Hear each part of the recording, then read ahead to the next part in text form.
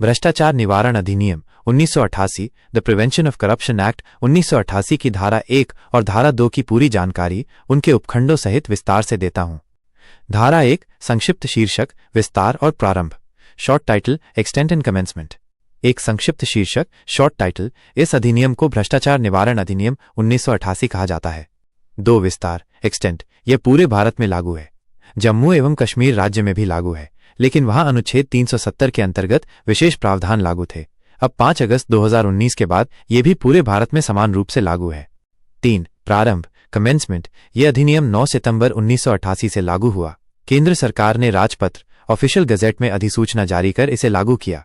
धारा 2, परिभाषाएं, डेफिनेशंस। इस धारा में अधिनियम में प्रयुक्त कुछ महत्वपूर्ण शब्दों की परिभाषाएं दी गई हैं। मुख्य बिंदु इस प्रकार हैं। ए, सरकारी कर्मचारी, पब्लिक सर्वेंट की परिभाषा।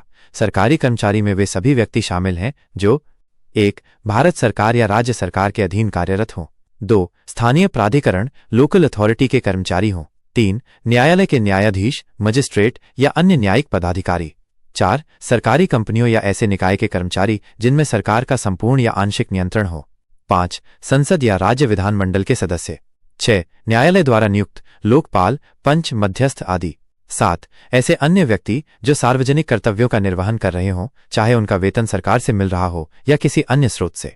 बी, अन्य महत्वपूर्ण परिभाषाएं। 1, सरकार, गवर्नमेंट, भारत सरकार और राज्य सरकारें दोनों शामिल। 2, कानूनी पारिश्रमिक, लीगल रिम्यूनरेशन, वो वेतन, भत्ता, लाभ या सुविधा जो कानून या नियमों के तहत वैध रूप से मिलती हो। 3, अधिसूचना, नोटिफिकेशन, सरकारी राजपत्र में प्रकाशित कोई भी सूचना। 4, न्यायाधीश, जज, उच्चतम न्यायालय, उच्च न्यायालय, जिला न्यायालय और अन्य किसी भी न्यायिक प्राधिकरण के न्यायाधीश।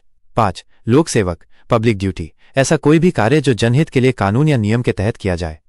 अगर जानकारी अच्छी लगी हो तो कृपया YouTube चैनल भ्रष्टाचार मुक्त भारत को सब्सक्राइब करें। धन्यवाद दोस्तों।